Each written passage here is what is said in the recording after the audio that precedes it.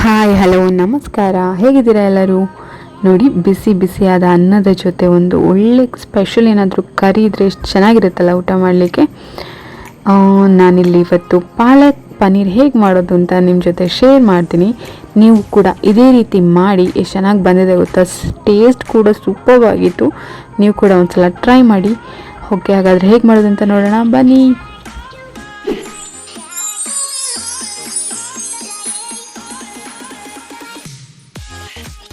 ಮೊದಲಿಗೆ ನಾನಿಲ್ಲಿ ನೀರು ಬಿಸಿ ಮಾಡಲಿಕ್ಕೆ ಇಟ್ಟಿದ್ದೇನೆ. ಹಾಗೆ ಅದಕ್ಕೆ ಇವಾಗ ಪಾಲಕ್ ಸೊಪ್ಪನ್ನು ಹಾಕ್ತಾ ಇದ್ದೇನೆ. ನಾನಿಲ್ಲಿ ಒಂದು ಕಟ್ಟು ಸೊಪ್ಪನ್ನು ತಗೊಂಡಿದ್ದೇನೆ, ಒಂದು ಕಟ್ಟು ಪಾಲಕ್ ಸೊಪ್ಪನ್ನು ತಗೊಂಡಿದ್ದೇನೆ. ಒಂದು 300 ಗ್ರಾಮ್ ಹಾಗೆ ಇರ್ಬೋದೇನೋ. ಇದೊಂದು ಸ್ವಲ್ಪ ಒಂದು 2-3 ನಿಮಿಷ ಆದರೂ ಬೇಯಬೇಕು. ನೋಡಿ, ಇವಾಗ 2-3 ನಿಮಿಷ ಆಗಿದೆ. ಇದನ್ನು ತೆಗೆದು ಒಂದು ಕೂಲ್ ಆಗಲಿಕ್ಕೆ ಒಂದು ಸೈಡಲ್ಲಿ ಇಡೋಣ. ಒಂದು ತಟ್ಟೆಯಲ್ಲಿ ಇಟ್ಟಿಡಿ.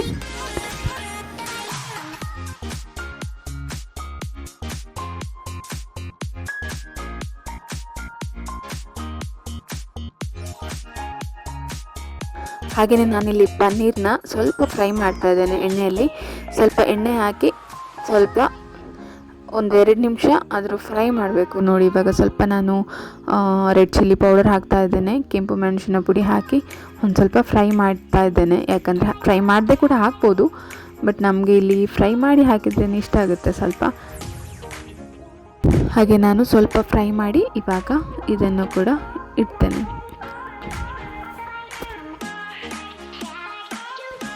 ಈಗ ಬೇಯಿಸಿದ ಪಾಲಕ್ ಸೊಪ್ಪು ಸ್ವಲ್ಪ ತಣ್ಣಗಾಗಿದೆ, ಅದನ್ನು ಸ್ವಲ್ಪ ಪೇಸ್ಟ್ ಮಾಡ್ಕೊಳ್ಳೋಣ. ಇವಾಗ ಅದಕ್ಕೆ ಪಾಲಕ್ ಸೊಪ್ಪು ಹಾಕಿದ್ದೇನೆ. ಇಲ್ಲಿ ಸ್ವಲ್ಪ ಕೊತ್ತಂಬರಿ ಸೊಪ್ಪನ್ನು ತಗೊಳ್ತಾ ಇದ್ದೇನೆ ನಾನು, ಇದರಿಂದ ಟೇಸ್ಟ್ ಸ್ವಲ್ಪ ಚೆನ್ನಾಗಿ ಬರುತ್ತೆ ಅಂತ.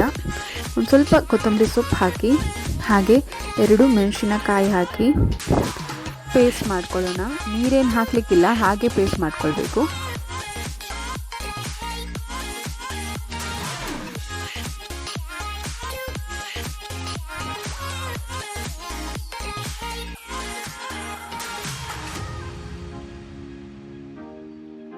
ನೋಡಿ, ಇವಾಗ ಆಗಿದೆ, ಈ ಪೇಸ್ಟ್ ರೆಡಿ ಆಗಿದೆ.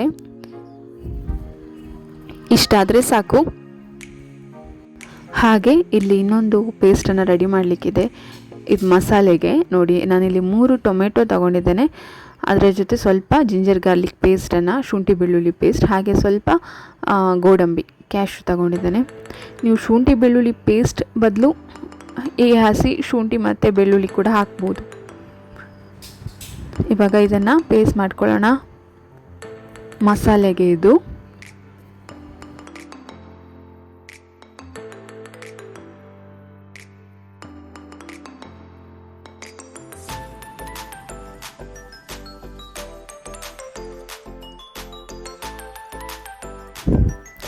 ಓಕೆ, ನಮ್ಮ ಮಸಾಲೆ ರೆಡಿಯಾಗಿದೆ.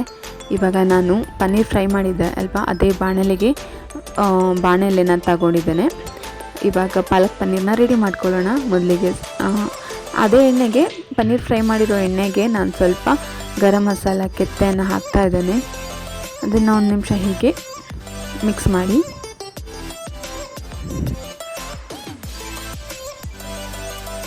ಹಾಗೆ ಇಲ್ಲಿ ನಾನು ಒಂದು ದೊಡ್ಡ ಈರುಳ್ಳಿ ತಗೊಂಡಿದ್ದೇನೆ. ಇದು ಕಂದು ಬಣ್ಣ ಬರೋ ತನಕ ಫ್ರೈ ಮಾಡ್ಕೊಳ್ಳೋಣ.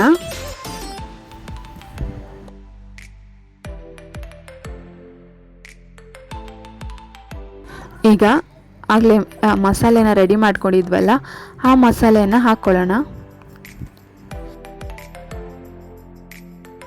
ಒಂದು 2 ನಿಮಿಷ ಮಿಕ್ಸ್ ಮಾಡಿ. ಈ ಪಾಲಕ್ ಪನ್ನೀರ್ ಮಾಡೋದು ತುಂಬಾ ಈಸಿ ಆ್ಯಂಡ್ ತುಂಬಾ ಟೇಸ್ಟಿ ಕೂಡ ಆಗಿರುತ್ತೆ. ನೋಡಿ, 1 ಸ್ಪೂನಷ್ಟು ರೆಡ್ ಚಿಲ್ಲಿ ಪೌಡರ್ ಹಾಕಿದ್ದೇನೆ. ನಿಮಗೆ ಖಾರ ಜಾಸ್ತಿ ಬೇಕಿದ್ರೆ ಜಾಸ್ತಿ ಕೂಡ ಹಾಕ್ಬೋದು. ಹಾಗೆ 1 ಟೇಬಲ್ ಸ್ಪೂನಷ್ಟು ಕೊತ್ತಂಬರಿ ಹುಡಿ, ಕೊರಿಯಾಂಡರ್ ಪೌಡರನ್ನು ಕೂಡ ಹಾಕಿ ಸ್ವಲ್ಪ ಮಿಕ್ಸ್ ಮಾಡ್ಕೊಳ್ಳೋಣ.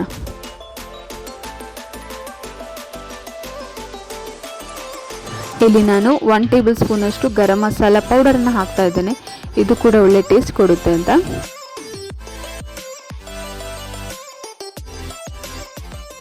ಇವಾಗ ಈ ಪಾಲಕನ್ನು ಬೇಯಿಸಿ ಪೇಸ್ಟ್ ಮಾಡಿ ಇಟ್ಕೊಂಡಿದ್ವಲ್ಲ, ಅದನ್ನು ಹಾಕುವಂಥ ಟೈಮ್.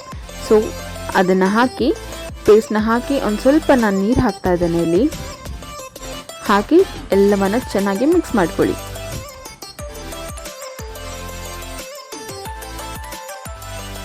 ಈಗ ರುಚಿಗೆ ತಕ್ಕಷ್ಟು ಉಪ್ಪು ಹಾಕ್ಕೊಳ್ಳಿ.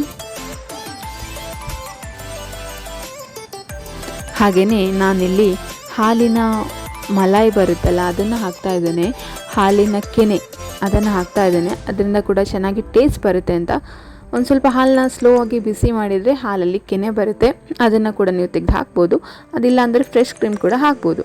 ಇದು ಇಲ್ಲಿ ಕಸೂರಿ ಮೇಥಿನ ಹಾಕ್ತಾ ಇದ್ದೇನೆ ಇಲ್ಲಿ ನಾನು ಸ್ವಲ್ಪ. ಎಲ್ಲವನ್ನು ಚೆನ್ನಾಗಿ ಮಿಕ್ಸ್ ಮಾಡ್ಕೊಳ್ಳಿ.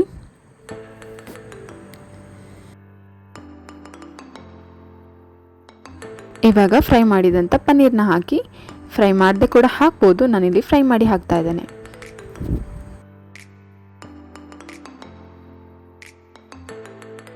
ಕೆಲವೊಬ್ಬರಿಗೆ ಕುಕ್ಕಿಂಗ್ ಮಾಡೋದಂದರೆ ತುಂಬ ಇಷ್ಟ, ಕೆಲವೊಬ್ಬರಿಗೆ ತುಂಬ ಕಷ್ಟ ಕೂಡ. ಬಟ್ ನಾವು ಇಷ್ಟಪಟ್ಟು ಏನೇ ಮಾಡಿದ್ರೂ ಅದು ಚೆನ್ನಾಗೇ ಆಗುತ್ತೆ ಅನ್ನೋದು ನನ್ನ ಒಂದು ನಂಬಿಕೆ. ಹಾಗೆ ಯಾರಿಗಾದರೂ ಕುಕ್ಕಿಂಗ್ ಮಾಡೋದಕ್ಕೆ ಇಷ್ಟ ಇಲ್ಲ ಅಂದರೆ ನೀವು ಒಂದು ಸಣ್ಣ ಸಣ್ಣ ರೆಸಿಪಿನ ಟ್ರೈ ಮಾಡಿ. ಆಗ ಬೇರೆಯವರು ಅದನ್ನು ತಿಂದು ಖುಷಿ ಪಡ್ತಾರಲ್ಲ, ಅದರಲ್ಲಿ ತುಂಬಾ ನಮಗೂ ಖುಷಿ ಸಿಗುತ್ತೆ, ನೆಮ್ಮದಿ ಸಿಗುತ್ತೆ. ಹಾಗೆ ಇಲ್ಲಿ ಇವಾಗ ಪಾಲಕ್ ಪನ್ನೀರ್ ರೆಡಿಯಾಗಿದೆ. ಲಾಸ್ಟಿಗೆ ಒಂದು ತಡ್ಕ ಕೊಟ್ಟರೆ, ಒಗ್ಗರಣೆ ಕೊಟ್ಟರೆ ನಮ್ಮ ಪಾಲಕ್ ಪನ್ನೀರ್ಗೆ ಒಂದು ಎಕ್ಸ್ಟ್ರಾ ಟೇಸ್ಟ್ ಬರುತ್ತೆ ಅಂತ ಹೇಳಿ ನಾನಿಲ್ಲಿ ಎಣ್ಣೆಗೆ ಒಂದು ಸ್ವಲ್ಪ ಬೆಳ್ಳುಳ್ಳಿನ ಕಟ್ ಮಾಡಿ ಹಾಕ್ತಾ ಇದ್ದೇನೆ. ಹಾಗೆ ಒಂದು ಸ್ವಲ್ಪ ಕಲರಿಗೋಸ್ಕರ ರೆಡ್ ಚಿಲ್ಲಿ ಪೌಡರನ್ನು ಹಾಕ್ತಾ ಇದ್ದೇನೆ, ಅದಕ್ಕೆ ಒಂದು ಸ್ವಲ್ಪ. ಹಾಗೆ 3 ಮೆಣಸನ್ನು ಕೂಡ ಹಾಕಿ ಒಂದು ಸ್ವಲ್ಪ ಒಗ್ಗರಣೆ ರೀತಿ ಕೊಡ್ತಾ ಇದ್ದೇನೆ. ನೋಡಿ ಇಲ್ಲಿ ಇವಾಗ ನಮ್ಮ ಪಾಲಕ್ ಪನ್ನೀರ್ ರೆಡಿಯಾಗಿದೆ. ಇದು ತುಂಬಾ ಟೇಸ್ಟಿಯಾಗಿತ್ತು. ನಿಜವಾಗ್ಲೂ ನೀವು ಕೂಡ ಒಂದು ಸಲ ಹೀಗೆ ಟ್ರೈ ಮಾಡಿ. ಹಾಗೆ ಹೇಗಾಗಿದೆ ಅಂತ ಹೇಳಿ ನಮಗೆ ಕಮೆಂಟಲ್ಲಿ ತಿಳಿಸಿ. ಹಾಗೆ ನನ್ನ ಚಾನಲ್ನ ಯಾರು ಸಬ್ಸ್ಕ್ರೈಬ್ ಮಾಡಿಲ್ಲ, ಸಬ್ಸ್ಕ್ರೈಬ್ ಮಾಡಿ. ಬಾಯ್.